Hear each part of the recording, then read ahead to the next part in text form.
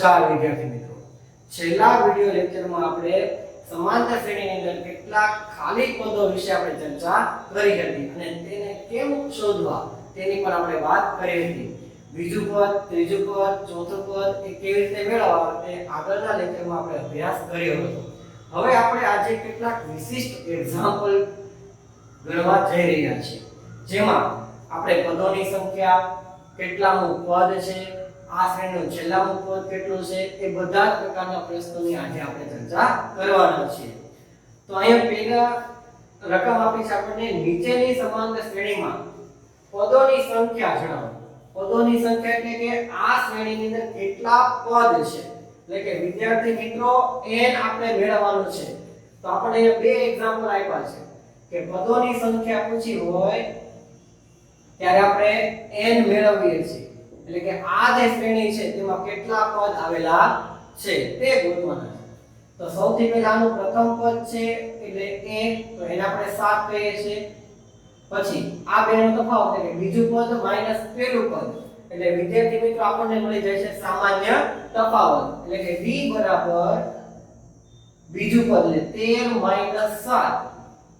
તો 13 માંથી 7 જાય એટલે કેટલા આવશે તો કે 6. એ આપણે શું મળ્યું તો કે સામાન્ય તફાવત. અંતિમ પદ તમને આપેલું છે છેલ્લું પદ શ્રેણીનું 205, એટલે કે an બરાબર 205. આ રકમ ઉપરથી આપણે ત્રણ વસ્તુ મેળવી. હવે આપણે આમાં કેટલા પદ છે તે કહેવાનું છે. તો કે આપણે જોઈએ એનું સૂત્ર આપણી પાસે છે તે, એટલે કે an બરાબર a n - 1 into d. an ની કિંમત મૂકી દેશું 205. a બરાબર મૂકી દઈએ 7. n આપણને ખબર નથી અને d બરાબર આપણે મૂકી દેશું 6. 7 ને બરાબર ન્યાની કો લઈ આવો એટલે 205 માંથી 7 બાદ બાકી થઈ જશે, બરાબર n - 1 into 6. 205 માંથી 7 જાય એટલે 198. આ 6 ગુણાકારમાં છે, આ બાજુ એટલે ભાગાકારમાં, બરાબર n - 1. હવે 6 નો ગણિત આપણે ભાગ ઉડાડશું તો કે 6 તેરી 18, એક વધ્યો 6 તેરી 18 એટલે 33. તેથી n - 1 બરાબર 33. એક નો લેખો લઈ જાઓ એટલે સરવાળો થઈ જશે 33 + 1 બરાબર 34. તેથી આ શ્રેણીની અંદર કુલ પદોની સંખ્યા કેટલી છે વિદ્યાર્થી મિત્રો તો કે 34. હવે બીજા એક્ઝામ્પલમાં જોઈએ તો કે પ્રથમ પદ આપણને આપેલું છે 18, પણ બીજું પદ જોઈએ તો એ આપણને આપેલું છે મિશ્ર સંખ્યા આપી છે. તો પહેલા એને આપણે અપૂર્ણાંકમાં ફેરવવું પડે અને પછી એને આપણે સામાન્ય તફાવતમાં લેશું. એટલે a બરાબર 18. હવે આપણે d મેળવીએ તો કે બીજું પદ માઈનસ પહેલું પદ, તો બીજું પદ તો આપણને મિશ્ર સંખ્યા આપી છે, તો પહેલા આપણે એને અપૂર્ણાંકમાં ફેરવીએ. 15 * 30 + 1 એટલે કે 31 ભાગ્યા 2 માઈનસ પહેલું પદ છે 18. હવે અહીં આપણે બાદબાકી ના કરી શકીએ કારણ કે આના છેદમાં 2 નથી, એટલે આપણે લસા લેવો પડે. તો 2 ગુણાકારમાં લઈ જાઓ 31 - 18 * 36 છેદમાં 2. હવે 31 માંથી 36 બાદ કરીએ એટલે -5 છેદમાં 2. માઈનસ શું કામ? કારણ કે 36 મોટા છે, મોટા પદની નિશાની. છેલ્લું પદ તમને આપેલું છે an - 47. હવે આપણે સૂત્રની અંદર કિંમત મૂકી દઈએ કે an બરાબર a n - 1 into d. an તમારી પાસે છે -47, a તમારી પાસે છે 18, n - 1 મેળવવાનો અને d છે -5/2. હવે 18 નાની કો લેવા એટલે -47 - 18 બરાબર n - 1 into -5/2.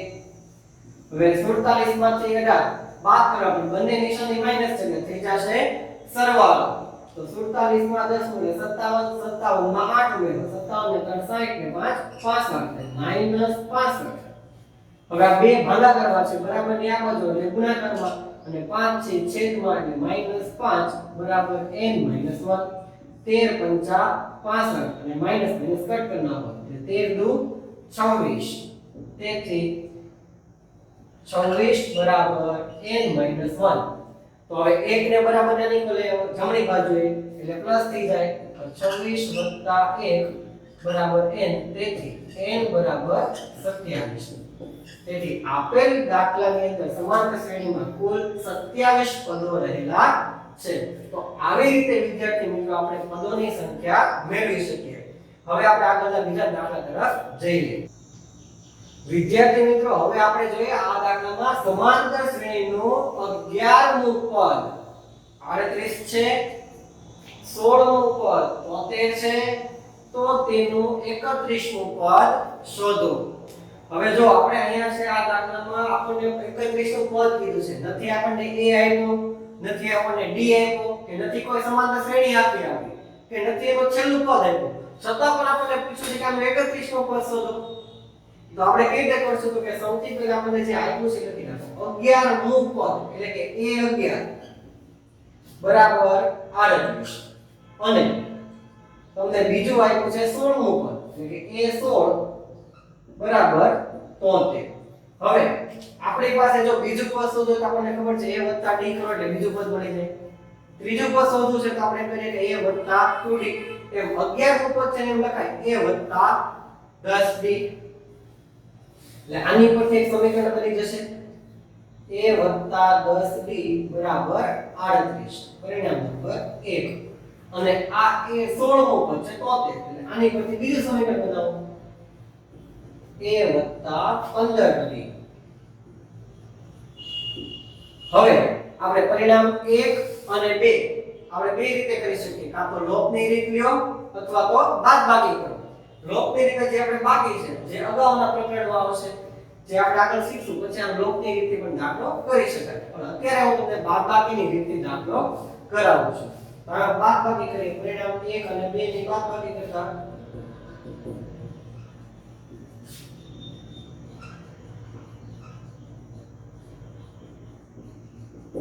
તો બાદબાકી કરો તો શું થાય તો a 10d minus a minus 15d, કારણ કે વચ્ચે વચ્ચે ઓછા બરાબર 38 માઈનસ 73 એટલે a ઉડી જશે, 10d માંથી 15 જાય એટલે માઈનસ 5d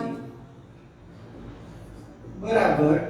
હવે આ 73 માંથી 38 બાદ કરો તો કે 70 માંથી 30 ગયા એટલે 40, 40 માંથી 8 જાય એટલે આપણે કેટલા વધે 32, 32 ને 3 35 એટલે માઈનસ 35. d બરાબર માઈનસ 35 છેદમાં માઈનસ 5, 7 પંચા 35. તેથી d બરાબર 7. આપણને d મળી ગયો. હવે આપણે આમાં કોઈ પણ એક સમીકરણમાં કિંમત મૂકી દઈએ એટલે a મળી જાય. પરિણામ 1 પરથી તો કે a 10d બરાબર 38. તેથી a આમને હવે અહીંયા d બરાબર 7 મૂકી દો. a 10 + 70 બરાબર નવી કરી જાઓ એટલે a બરાબર 38 માઈનસ 70. તેથી a બરાબર 32 વધે પણ કેવા માઈનસ. હવે a અને d મળી ગયા આપણને કેટલા મૂકવા શોધો તો 31 નું પદ. તો આપણની પાસે મૂકીએ an બરાબર a n - 1 d. કેટલા પદ શોધવું છે 31 નું બરાબર. એટલે n બરાબર કેટલા મૂકશું 31. તેથી a 31 બરાબર a એટલે આપણી પાસે છે -32, n બરાબર 31 ઓછા 1 d એટલે 7. સાદો રૂપ આપીએ -32 અહીંયા 30 7 તેરી 21 એટલે 210.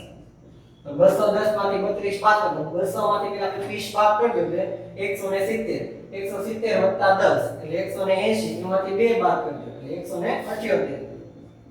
તેથી એ 31 છે એટલે કે આ શ્રેણીનું 31 નું પદ છે કેટલું મળે આપણને 178.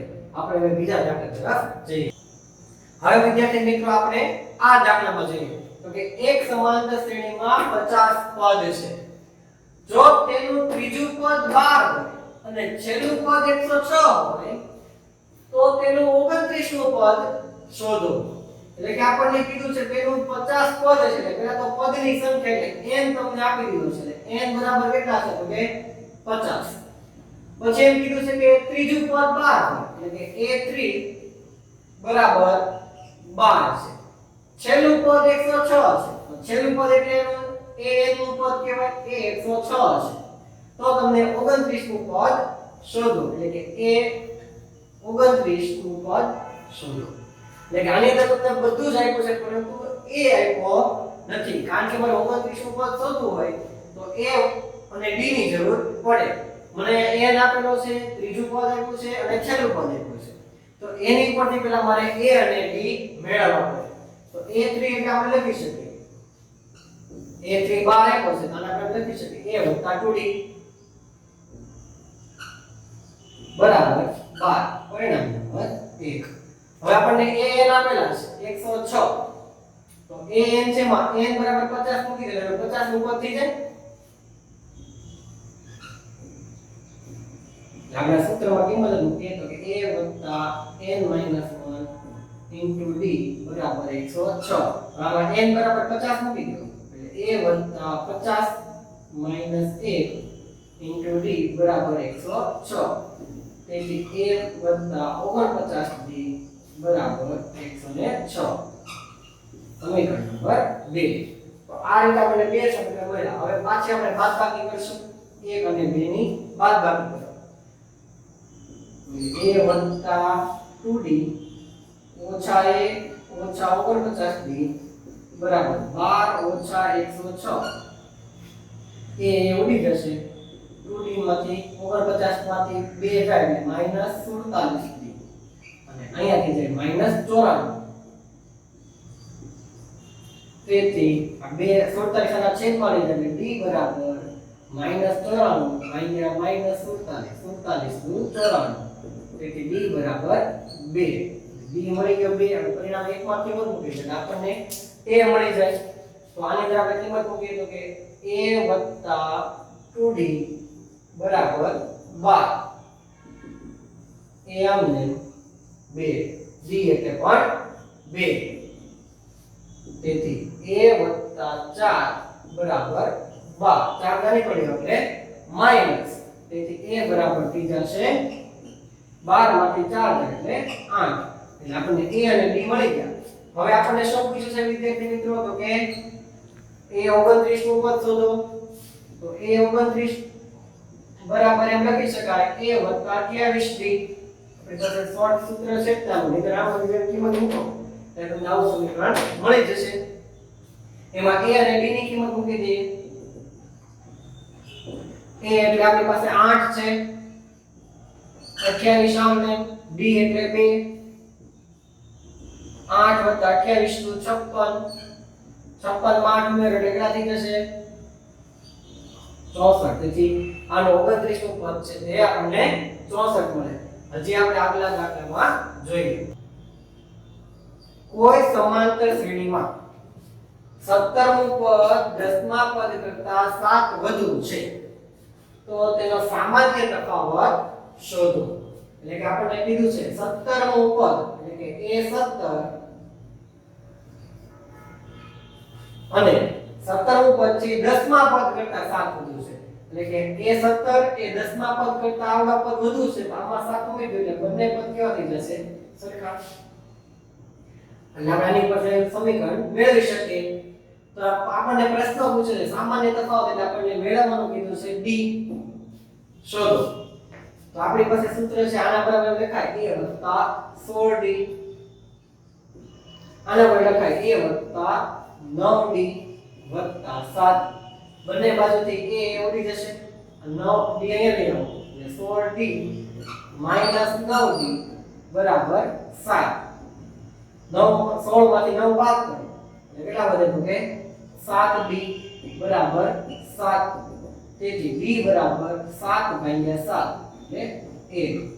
તો આ રીતનો જે પ્રશ્ન છે એ તમને પરીક્ષામાં જો આવો પ્રશ્ન પૂછે ને વિદ્યાર્થી તો આ ટૂંકું આપેલું તમને એમ કીધું હોય a17 નું પદ છે એમ આપેલું કે a17 એ 10 કરતા 7 વધુ છે તો d શોધો. આવી રકમ બને અહીંયા તમને ગુજરાતીમાં આપ્યું છે એટલે આમ શબ્દમાં આપેલું છે.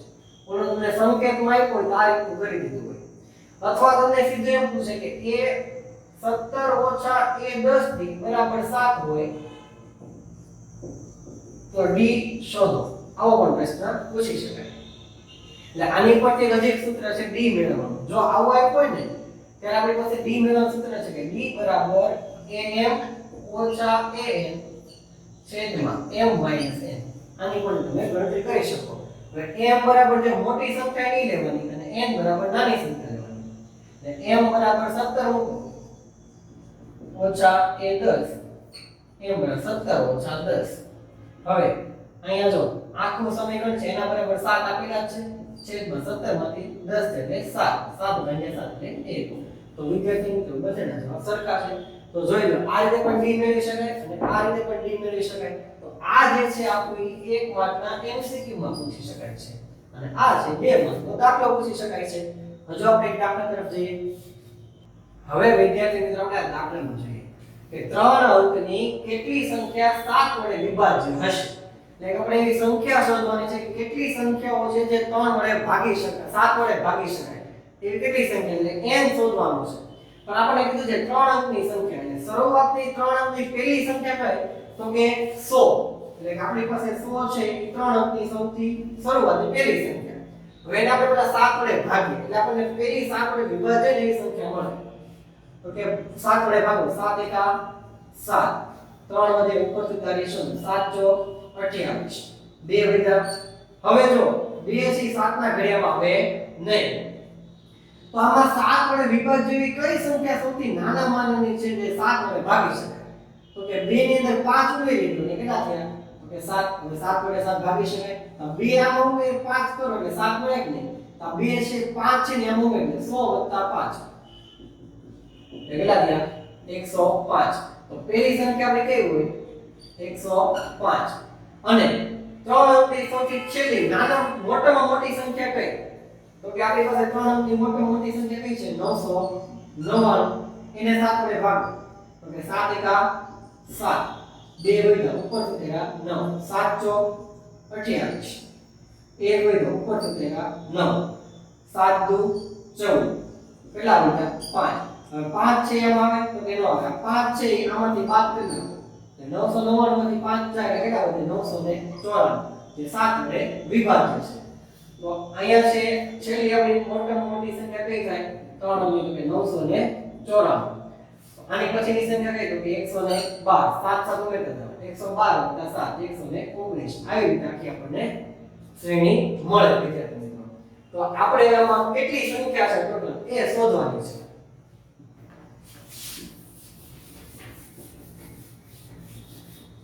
તો સૌથી પહેલી સંખ્યા એટલે a આપણને મળી ગયો છે a બરાબર 105, b તો કે 112 ઓછા 105 બરાબર 7 અને છેલ્લી સંખ્યા છે તમારી પાસે an 994. તો આપણે મેળવવાનું છે n કેટલી સંખ્યા છે એટલે n શોધવાનો છે. તેથી an બરાબર a + n - 1 * d. an એટલે કેટલા છે? તો 994. a એટલે 105, n ખબર નથી, d 7 છે. 105 5 ભાગ કરવાનો 994 - 105